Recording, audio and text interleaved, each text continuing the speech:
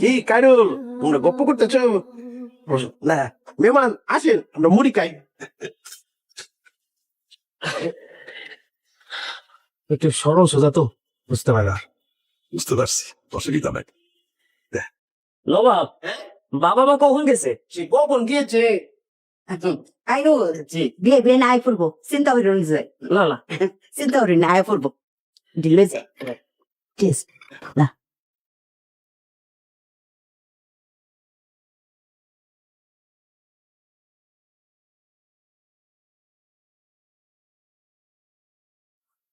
আস আস আস্তে আস্তে আস। কি বাবা সাইলে না থেকে? তোর মা মাটি বানাইতে ইচ্ছা করে। তুমি মাল নিয়ে ডাক্তারের কাছে যাবে, আমরা বলবো না, আমি আসতাম।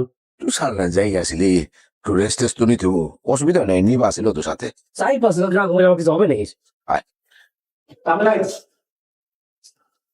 ও মা, ওয়ালাইকুম আসসালাম। ও বুলবুল মিয়া, হ্যাঁ? আরে তুমি কি খবর? বসো বসো বসো বসো বসে। ওই তোমার ভাবি শরীরটা একটু খারাপ তো, ডাক্তারের কাছে গেছিলাম। আমার ভাবি সাহেব এখন কেমন আছেন? ভালো আছি। আপনি কে চিনলাম না তো? তা আমাদের চিনতে পারলেন না? আরে খায়রুল ছোটবেলা জানিয়ে দিচ্ছিল আপনার কাছে। বুলবুল, বুলবুলের কথা ভুলে গেছো তুমি? চিনছি। অনেকদিন গ্রামে যাই না তো, এই জন্য ভুলে গেছি। যাও না কেন, যাও যাও, আন্টি নিয়ে যাও, যাও যাও। কিছু খাইছো রেছো? না, ওই চা খাইছি, অসুবিধা নেই। বিয়া উনারাই খাইরুল রাইন না দিছি না? জি। আচ্ছা গো ভাই, খাইরুল রে কোনো ফাইসলাইন, রাস্তার ধারে কোনো সালাদ মধ্যে ফাইসলাইন? আচ্ছা বুঝবার পারছি। আরে না জানি কত সিকুর ফার। বুলবুল, এত বছর পরে হঠাৎ করে কোথা থেকে উদয় হইলা তুমি? হ্যাঁ ওই হালিম গ্রাম থেকে আইছে তো, হ্যাঁ, ওর সূত্রেই খায়রুলের সাথে যোগাযোগ হয়েছে। খায়রুলই কইলো আপনারা শহরে আছেন, তাই ভাবলাম আপনাকে লোকের দেখা করে যাই। এটা কোনো কথা?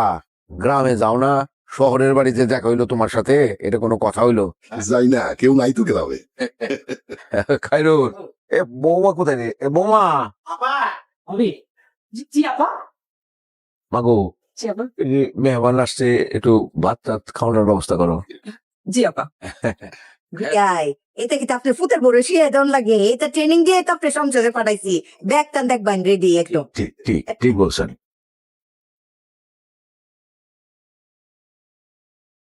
হ্যাঁ বউ বলো। এসব কি হইতেছে? কেন কিসে মানে আমারে কি তোমাদের মানে মানুষ মনে হয় না, দাসী বান্দি মনে হয়? এভাবে বলতেছো কেন? কিসে?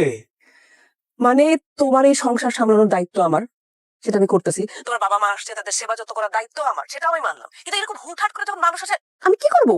মানে আমার কি রান্না বান্না এসব করা ছাড়া কোনো কাজ নাই? ফাইজাকে স্কুলে দাও, এই করো সেই করো, আমার ভাত খাওয়ার পর্যন্ত টাইম নাই। আর কে আসছে বলবা তো? তোমার আব্বার গেস্ট আসছে, এখন নাকি তাদের জন্য আমার রান্না বান্না করতে হবে। একটু ম্যানেজ করে নাও। আমি পারবো না, তুমি এখন আসবা। আর যদি না আসো না, তোমার খবর আছে, এখন আসবা। হ্যালো,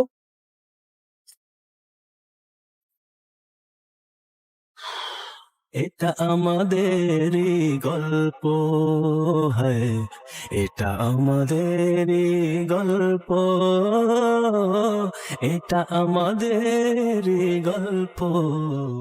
কার লোকে এই বাইলে কথা কইলে? ফায়দার আব্বু। ওমা জামাই কিতা তোমার চাহর লাগে? তোমার অর্ডার শুনবো, তুমি এক নাইও? হ্যাঁ কি তো হয়েছে? হয়েছে কিতা? তুমি দেখতেছো না কি হয়েছে? এখন নাকি এদের জন্য রান্না বান্না করতে হবে। আস্তে হুইনা লাগবো তো ব্যাগটান, বলদি মাথা ভর্তি খালি গোবর। হ্যাঁ এই জামাই লোক মানছে এই বাইলে এই সুরে কথা কয়? হ্যাঁ তাহলে কিতা মধু সম্পর্ক থাকবো? আরে তুই তো ঠিক আছো, মানলাম সব তোর পক্ষের কথা, তোর রান্ধন বারণ করা লাগে, ফাইজারে দেখভাল করা লাগে, সবই ঠিক আছে। কিন্তু এই বাইলে জামাইরে কবি কি রে? জামাইরে কবি মিষ্টি মধুর সুরে, বিলাই লাহান মিউ মিউ সুরে কইবে। তুই তো কাউয়ার লাইন ক্যাস ক্যাস ক্যাস ক্যাস করলে জামাই তো বিগড়ে যাবো গা। তোর প্রতি কোনো আকর্ষণ থাকবো? হ্যাঁ আরে ভালোবাসা দিয়া যুদ্ধ জয় করা যায়, পুরা বিশ্ব জয় করা যায়। ভালোবাসা আস্তে আস্তে মিষ্টি সুরে কইবে। হায়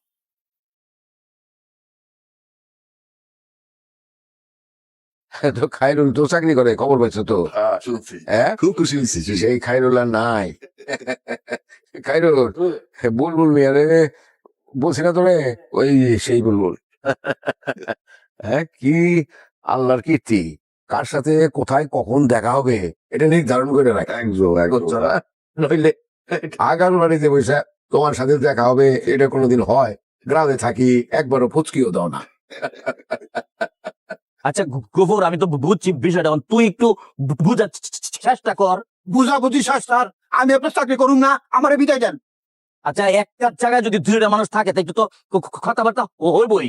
একটু কথাবার্তা হয় না স্যার, বেশি কথাবার্তা হয়। হ্যাঁ বয়স আমার পড়ার মতো, হ্যাঁ যদি আমার কাজের হুকুম দেয়, হ্যাঁ ডিউটি আমারে করতে কয়, আমি সহ্য করুম, সেটার প্রতিবাদ করছে, হ্যাঁ আমার দাঁড়িয়ে মারছে।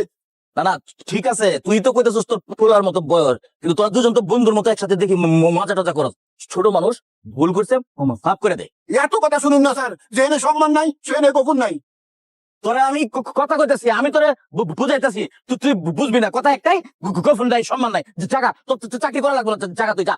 আমি কি ড্রেস নিয়ে যাবো? তোর ড্রেস লয়ে যা লাগে, আরো কিছু লাগলে লয়ে তুই জায়গা। কাকা, গোবর কাকা ভুল করে যাচ্ছে, মাফ করে দাও। গফুর কাকারে মাফ করো না, গোবর কাকা আমি ভুল করে যাচ্ছি, আমার মাফ করে দাও, আমি আগে মাথায় করে আলাইছি। কাকা তুই আমার সামনে থেকে যত, বাবা আমি মাফ করে দাও, ভুল করছি তো, আমি স্বীকার করছি আমার ভুল হয়েছে। তোরে আমি সামনে থেকে যেতে কইছি না? স্যার আপনি যান তো, আপনি যান, আমার ডিউটি করতে দেন, ডিস্টার্ব করতেছেন খালি। কাকা গোবর কাকা মাফ করে দিছে।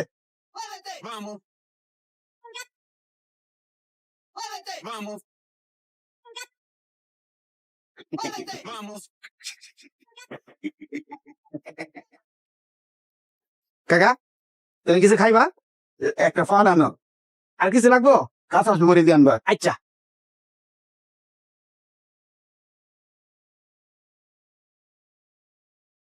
নাই এখন একটাই। মা কিছু খাবা? খাইতে ইচ্ছে করে না। ওষুধটা খাওয়ানো হয়েছে? হ্যাঁ আঙ্কেল খাই। আচ্ছা, তো বসে আছো কেন? গাও গোসল দেবো না? আমার ঠান্ডা লাগে। ঠান্ডা লাগে? জ্বর নাই তো? নাই না। না, ঠিকই তো আছে। আসো তো গা হাত পা মুছাই দিই। আঙ্কেল আমি ধুয়ে দিচ্ছি। আরে বাবা, আমি জয়তে পারবো। আসো আসো আসো, দেখি। হ্যাঁ আস্তে আস্তে আসো। আসো আসো, সাবধান আসো। পারবো আমি পারবো। যা আমার কিছু লাগবে নাকি? না, যা।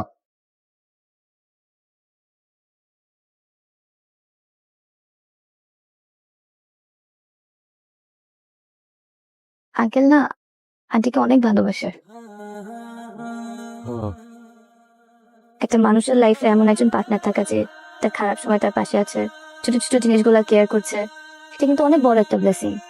একটা মেয়ে মানুষের লাইফে এমন একজন পার্টনার থাকলে তার লাইফে আর কিচ্ছু লাগে না। একটা রিলেশনশিপে কতটা অনেস্ট, কতটা পারফেক্ট, কতটা কেয়ারিং থাকা উচিত, এটার জন্য কিন্তু আঙ্কেল একজন পারফেক্ট এক্সাম্পল।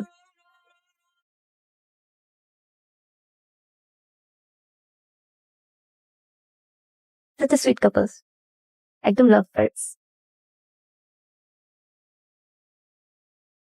আইতে দিবা? না।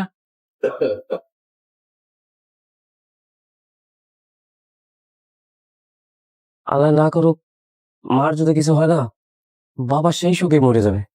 এগুলো কি বলছেন? কিচ্ছু হবে না আন্টির। কেউ কারো ছাড়া থাকতে পারবে না তো।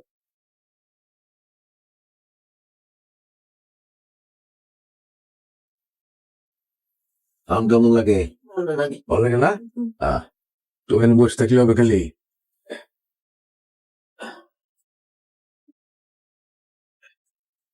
চল। চল, চল।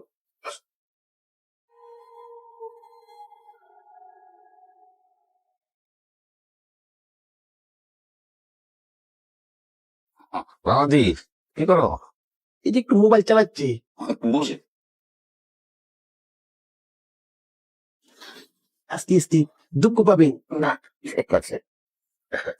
বাবাজি জি খালি কি বসে বসে আরাম করো নাকি একটু খেলাধুলাও করো? খেলাধুলা করি তো, আমি হইলাম বেস্ট গোলকিপার, ফুটবল লাভার। না ফুটবল খেলা যাবে না। শুনো, যে খেলাতে পরিশ্রম বেশি সেটা খেলা যাবে না। আরামের খেলা আছে। কি এমন আরামের খেলা আছে যেটা আমি খেলি নাই বলেন তো? খেলা খেলবো কি খেলা? ওটা টাকা আছে। থাকবে না কেন? আমার পকেটে টাকা থাকে। আপনার পকেটে টাকা আছে তো?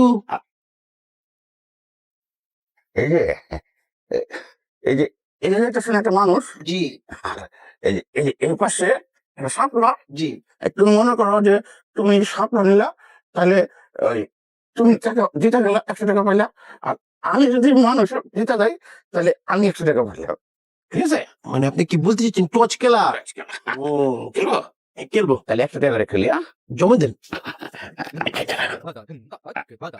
এই যেমন 100 টাকা, এই যে আমারটা। ঠিক আছে? মারবা না? মানে একটা হচ্ছে মানুষ শাপলা। পাইছি। আচ্ছা, এই যে আমারটা, এই যেমনটা অনেক শাপলা। মানুষ। পাতিরা কাজ করি একবার 500 খেলি। 500 খেলবেন? আহ, ঠিক আছে। মারিয়া মানুষ দেন দেন 500 দেন, আমি জিতেছি 500 দেন। এখানে তো 300 আছে, আর 200 দেন।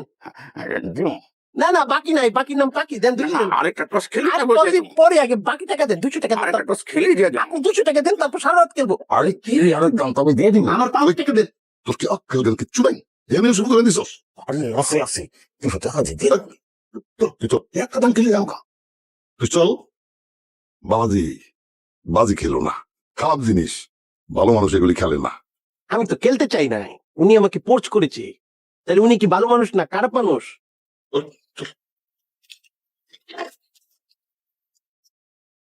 এই খেলা খেলতে পারেন না, সেই খেলা নবাবের সাথে খেলতে আসছেন কেন? আরে আমি মনে জানো খেলা, করে সময়টা পাইলাম না, আরেকদিন সময় পাইলে 300 টাকা জিতে গিয়েছি।